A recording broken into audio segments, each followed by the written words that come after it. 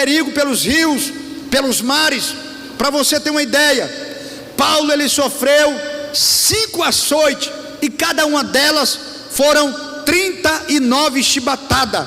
Ou seja, o apóstolo Paulo, ele sofreu muito na obra de Deus.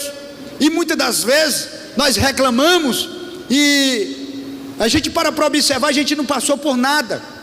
Você não foi perseguido, ninguém te xingou na rua. O nosso maior problema é de fazer a obra de Deus, só isso, porque o Brasil é um lugar muito bom de se pregar.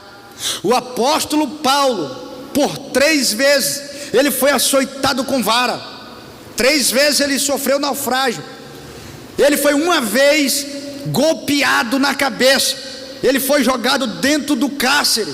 E quando ele estava em Atos dos Apóstolos, capítulo 16, estava Paulo e Silas aprisionados, depois de ter sido açoitado, faminto, não tinha nada o que fazer. Paulo vai descobrir e vai nos trazer também uma grande referência na adoração.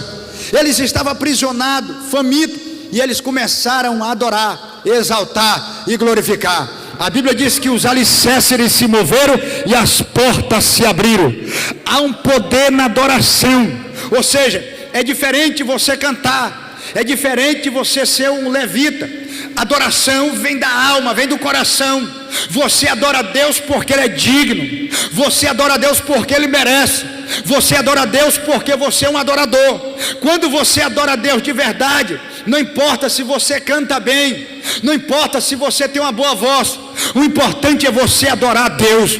Há uma diferença do verdadeiro adorador para os amadores. Os amadores só adoram quando alguém pede, quando alguém manda, quando alguma coisa grandiosa está acontecendo. Mas o verdadeiro adorador pode não ter nada em sua volta, pode faltar o pão na mesa, mas não falta glória na sua boca. Ele pode estar desempregado, mas não falta glória na sua boca. A enfermidade está lhe matando, mas não falta glória na sua boca. Ele pode estar preso, aprisionado, mas quando ele adora, Deus levanta do trono para ouvir e entra com ação de graça para entregar a vitória. Levante as 2 mãos que eu vou liberar a primeira palavra profética de Deus para a tua vida. Condições para ser um vencedor. Precisamos fazer mais, renunciar mais. O mundo tão hostil que nós vivemos em meio a uma geração incrédula, e vivemos em meio a uma geração perversa, em meio a uma geração adúltera, vivemos em meio a uma geração que adora imagem. E nós, como igreja escolhida do Senhor, temos um compromisso, uma responsabilidade nesta terra, de cumprir nosso legado, a nossa responsabilidade, porque Deus nos fortalece através da sua palavra. Eu não sei o que você tem passado esses últimos dias, qual foi teus desafios, as tuas batalhas. Existe problema pessoal que nenhum pastor sabe, unicamente Deus. E muitas das vezes você não conta nada a ninguém. Você fica enjaulado num quarto talvez escuro e fechado, e não conta nada para ninguém. Você precisa sair, você precisa ir para o claro, para a luz. Por quê? Porque é na luz que Jesus vai te visualizar e vai resolver o teu problema. Você precisa contar. A Bíblia diz: lançamos sobre Ele toda a nossa ansiedade, porque Ele tem cuidado de nós.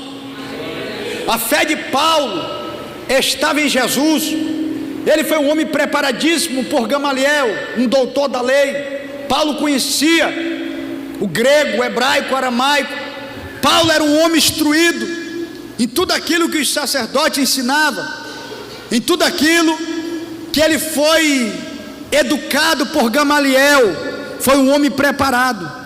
Ele poderia muito bem viver no conforto de um palácio, ele poderia muito bem viver do bom e do melhor, mas quando ele foi chamado por Deus, quando ele era Saulo, Deus disse: a partir de hoje tu não serás mais Saulo, mas tu serás Paulo. E Deus falou a Ananias: ora por Paulo, porque tu não sabe o quanto ele irá padecer pela minha obra. Ou seja, Deus está falando que a caminhada será árdua, será difícil. E eu quero aqui enfatizar que no mês passado eu estive na Venezuela, passei por uma experiência extraordinária. E antes de eu ir à Venezuela, eu fiz um propósito, pastor José, de oração. Eu fiz um propósito com Deus. Por quê? Porque quando você sai da sua nação e vai para o outro lado, você vai para outro país, você vai cruzar a fronteira, você precisa da proteção de Deus, porque se Deus não for, não adianta ir, porque será uma viagem frustrada e perigosa. E o risco para ir à Venezuela é como se você tivesse no Iraque, no Irã, que estão em guerras, naqueles países remotos, que nem na África, alguns lugares da África estão queimando as igrejas, eles estão matando os cristãos. Na Venezuela a coisa está pegando. Por quê? Primeiro, a fome é muito grande. Eu estive agora pregando num dos maiores congressos da Venezuela, em Bolivar, num do estado da Venezuela. Eu acho que dá aproximadamente umas 10 mil pessoas. Nesse congresso fomos surpreendidos por Jesus, e Ele salvou 285 almas para a glória de Deus. Agora nós vamos fazer uma retrospectiva da viagem. A fome é tão grande, para você ter uma ideia, que a metade daqueles que foram para o congresso, eles não têm o que comer na sua casa. Eles vão para a casa e ficam sem jantar. Para você ter uma ideia, o pastor Charlie, que é o pastor, ele é do Belém do Pará, ele está presidindo a igreja. Para você ter uma ideia, ele sorteou 2.000 litros de água para poder dar para o povo, para você ver a escassez. Não tem comida, não tem água. E outra coisa, o pastor Charlie chegou, o pastor Cleuso Souza. Eu digo, pastor, vivo da obra, meu coração é na obra. Pastor, o senhor não aceita um desafio de nós poder comprar algumas cestas de pães e dar para esse povo? Eu digo, o senhor falou com a pessoa certa.